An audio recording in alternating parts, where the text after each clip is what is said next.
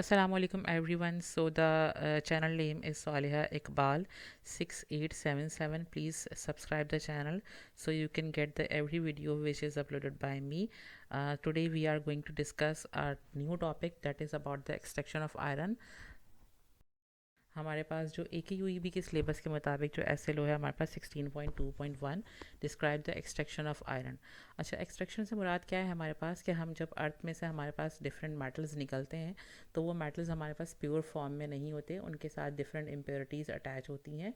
तो उस pure form में मेटल को लाने के प्रोसेस को हम क्या कह रहे हैं, एक्सट्रैक्शन कह रहे होते हैं। और स्पेसिफिकली हम आयरन की बात कर रहे हैं तो हम यहाँ पर आयरन की डिफरेंट ओर्स यूज़ करेंगे।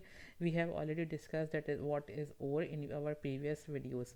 सो the ore which we are using in the procedure और the extraction of iron are hematite ore and the limonite ore. Two ores we can use, but we are using hematite ore. The reason behind that is hematite contain around 60 to 70% of pure iron, and the limonite contain around 40 to 60% of pure iron. So the hematite contain the major content of the iron. That is why we are going to use the hematite ore that contains around 60 to 70% of iron. And the apparatus or the furnace is called as a blast furnace, because we are going to produce a hot air blast in the furnace, or we will develop a hot air blast in the furnace. That is why the procedure is called as the apparatus is called as a blast furnace. Okay, first of all हम एक pictorial explanation कर लेते हैं। होता कुछ इस तरीके से कि पूरा एपरेटस हमारे पास ब्लास्ट फर्नेस का नज़र आ रहा है। आपके पास एक डायग्राम, इमेजिनेटेड डायग्राम आपके पास के मौजूद है। होगा कुछ इस तरीके से कि यहाँ पर हमारे पास हॉट प्रोसीजर स्टार्ट किया जाएगा और यहाँ से हम क्या कर होंगे, हीटिंग कर रहे होंगे अपने ब्लास्ट फर्नेस की। और इस हीटिंग के नतीजे में हमारे पास क्या हो रहा होगा, कुछ टेम्परेचर डेफिनेटली हमारे फर्नेस का क्या होगा, इंक्रीज़ होगा।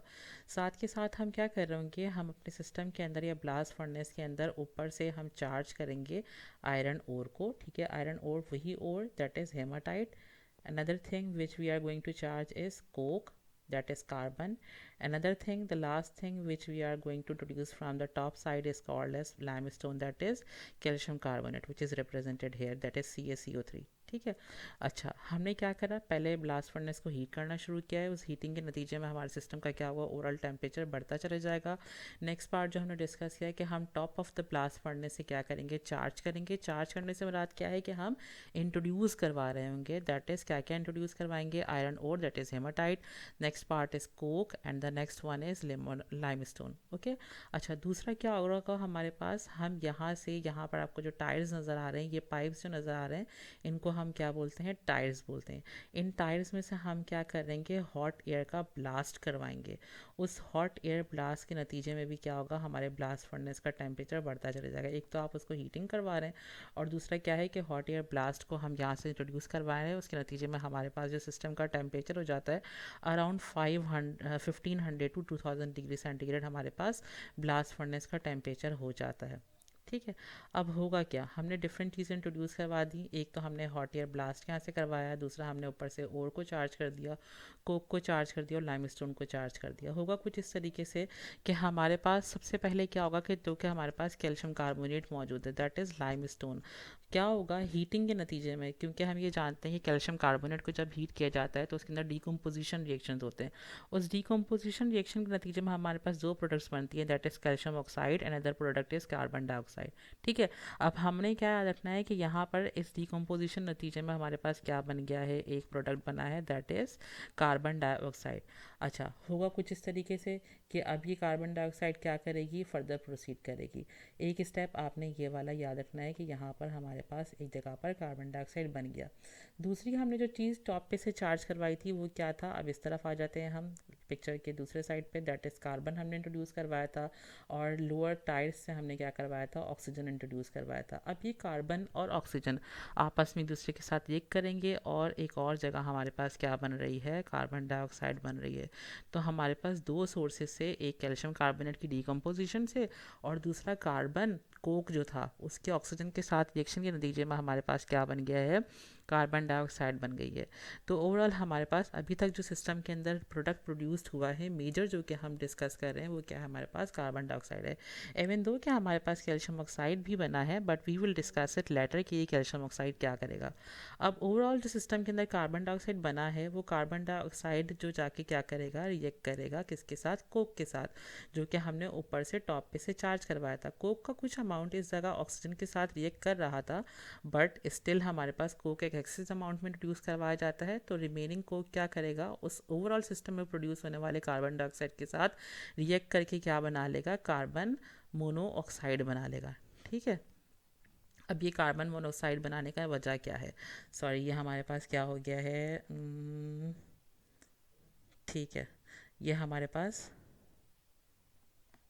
ठीक है, कार्बन डाइऑक्साइड ने रिएक्ट करा किसके साथ, कार्बन डाइऑक्साइड ने रिएक्ट करा कार्बन के साथ और बना लिया हमारे पास क्या बन गया, कार्बन मोनोऑक्साइड बन गया। अब इस कार्बन मोनोऑक्साइड का क्या फ़ायदा होगा, अब ये कार्बन मोनोऑक्साइड जो हमारे पास पूरे सिस्टम में बन गया है, ये कार्बन मोनोऑक्साइड एक्ट करेगा एज अ रिड्यूसिंग एजेंट।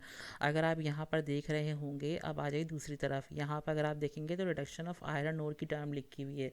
हमने ये देखा था ऊपर कि हमारे पास हेमाटाइट का फॉर्मूला क्या था, Fe2O3। रिडक्शन का मतलब क्या हो रहा है, रिडक्शन का मतलब क्या है कि हम ओर में से क्या करवा रहे हैं, रिमूवल ऑफ ऑक्सीजन करवा रहे हैं। तो हुआ कुछ इस तरीके से कि ओवरऑल सिस्टम के अंदर जो हमारे पास कार्बन मोनोऑक्साइड प्रोड्यूस हुआ है, वो कार्बन मोनोऑक्साइड क्या करेगा, एक्ट करेगा as a reducing agent. Reducing agent से मुराद क्या है कि वो आयरन के साथ कनेक्ट हुए हुए ऑक्सीजन को क्या करवा देगा, रिमूव करवा देगा। So the when carbon monoxide reacts with hematite or then it will produce pure iron, और हमारे पास रिमेनिंग क्या बन गया, हमारे पास कार्बन डाइऑक्साइड बन गया, जो कि सिस्टम में क्या होता चला जाएगा, रिसाइकिल होता चला जाएगा। ठीक है। अब हमारे पास कैल्शियम कार्बोनेट के रिएक्शन के नतीजे में दो प्रोडक्ट्स बने थे, एक तो कार्बन डाइऑक्साइड बना था, दूसरा कैल्शियम ऑक्साइड बना था। कार्बन डाइऑक्साइड ने repeating the sentences, repeating the formulas, repeating the procedures one more time. Calcium carbonate के नतीजे में, हीटिंग के नतीजे में हमारे पास कैल्शियम ऑक्साइड और कार्बन डाइऑक्साइड बने थे। उस कार्बन डाइऑक्साइड को हमने एक तरफ साइड पर रख दिया था, दूसरी तरफ क्या हुआ था कि कोक ने ऑक्सीजन के साथ ये करके कार्बन डाइऑक्साइड बना लिया था।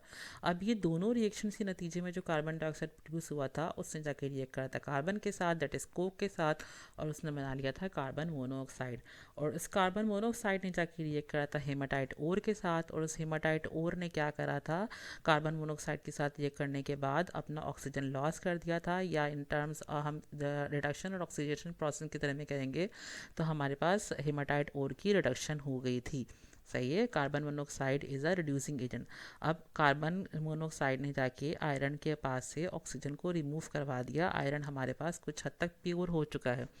अब हुआ क्या, कैल्शियम कार्बोनेट को डिकम्पोज करने के नतीजे में हमारे पास एक और प्रोडक्ट भी बना था, वो क्या था, हमारे पास कैल्शियम ऑक्साइड था। अब इस कैल्शियम ऑक्साइड ने क्या करा, क्योंकि वो सिस्टम में मौजूद है, अब उस कैल्शियम ऑक्साइड ने क्या किया, हमारे पास हमने ऊपर से इंट्रोड्यूस एक और चीज़ करवाई होती है, वो क्या होती है, हमारे पास हम रिएक्शन के एंड में करवाते हैं सैंड इंट्रोड्यूस। उस सैंड के साथ रिएक्ट करके कैल्शियम ऑक्साइड क्या कर लेता है, हमारे पास स्लैग बना लेता है, दैट इज़ कैल्शियम सिलिकेट।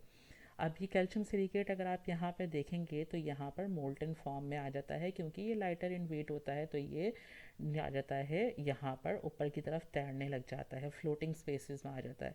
और ये मोल्टन स्लैग हम क्या कर लेंगे, यहाँ से कलेक्ट कर लेंगे किसी भी कंटेनर के अंदर। और आयरन हमारे पास क्योंकि अब प्योर फॉर्म में आ चुका है, इस प्योर फॉर्म का आयरन हमारे पास हैवी होता है, तो हमारे पास आयरन कहाँ आ गया, चैम्बर के बिलो आ गया, बॉटम में आ गया। और इस मोल्टन आयरन को हम क्या कर लेंगे, बड़े बड़े चैम्बर्स में यहाँ से कलेक्ट कर लेंगे। अब हमारे पास क्या हो गया है, आयरन प्योर हो चुका।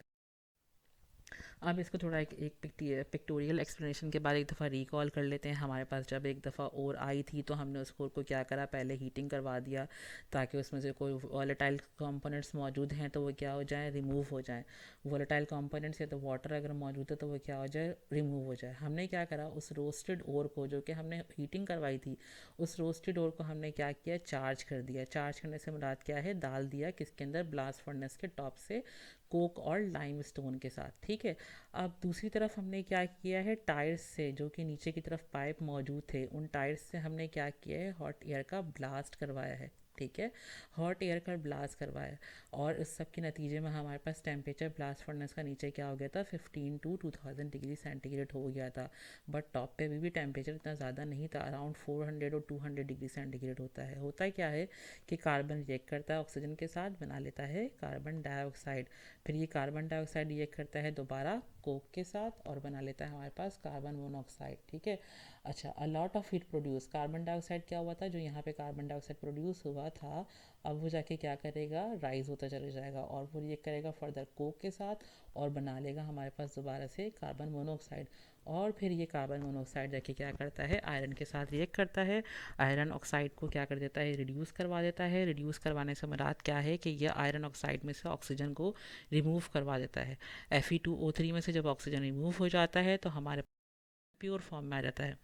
देखें, अब ये कार्बन मोनोऑक्साइड जो प्रोड्यूस हुआ था उसने जाके क्या करा, आयरन ऑक्साइड की ओर के साथ रिएक्ट करा और उस आयरन ऑक्साइड की रिएक्ट ओर के साथ रिएक्ट करने के बाद उसको रिड्यूस कर दिया, उसमें से क्या करवा दिया, ऑक्सीजन को रिमूव करवा दिया। दूसरी तरफ हमारे पास क्या बन गया, साइड प्रोडक्ट कार्बन मोनोऑक्साइड के बाद ये कार्बन डाइऑक्साइड दोबारा से बन गया और सिस्टम का टेम्परेचर हमारे पास 477 टू 727 हो गया। दूसरा क्या हुआ, क्योंकि हमारे पास कैल्शियम कार्बोनेट भी हम यूज़ कर रहे थे, कैल्शियम कार्बोनेट से भी हमारे पास कार्बन डाइऑक्साइड प्रोड्यूस हुई थी जो कि हमारे पास यूज़ हो गई थी कार्बन मोनोऑक्साइड बनाने के लिए। अब दूसरा प्रोडक्ट हमारे पास क्या बना था, कैल्शियम ऑक्साइड बना था। उस कैल्शियम ऑक्साइड ने हमारे पास क्या करा, सैंड के साथ रिएक्ट करा। कभी कभी हमारे पास इम्प्योरिटीज़ में क्या मौजूद होता है, सैंड के अलावा एल्यूमिनियम ऑक्साइड भी मौजूद है।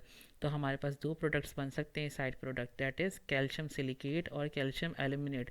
ये दोनों के दोनों हमारे पास क्या होंगे, हमारे पास स्लैग कहलाएंगे। और हमने ये डिस्कस कर लिया कि ये लाइटर इन वेट होते हैं, तो ये लाइटर इन वेट होने की वजह से ये फ्लोट करते हैं ब्लास्ट फर्नेस के ऊपर और हमारे पास ये स्लैग हम क्या कर लेते हैं, रिमूव करवा देते हैं। और ये स्लैग हमारे पास कहाँ यूज़ होता है, रोड मेकिंग मटेरियल के तौर पे यूज़ होता है और एज अ सीमेंट भी यूज़ होता है। ठीक है, तो ओवरऑल हमारे पास क्या हो गया, ये आयरन जो कि हमने इस पिक्चर के अंदर एक्सप्लेन कर लिया है।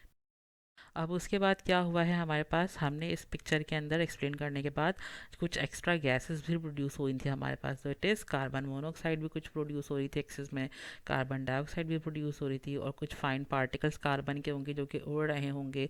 ये सब मिलके क्या बना लेते हैं, गैस बना लेते हैं, जिसको हम क्या बोलते हैं, फ्लू गैस बोलते हैं।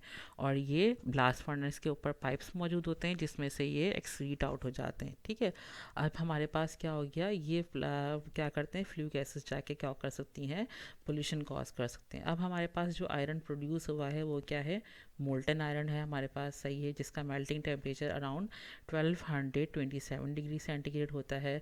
और ये हमारे पास क्या होता है, ऑलमोस्ट 96% क्या होता है, प्योर आयरन होता है और इसके अंदर 3 to 4% स्टिल कार्बन मौजूद होता है। सही है, तो कुछ नेग्लिजिबल या इग्नोरेबल अमाउंट में हमारे पास क्या होगा, सल्फर, फास्फोरस और मैग्नीज भी प्रोड्यूस होंगे।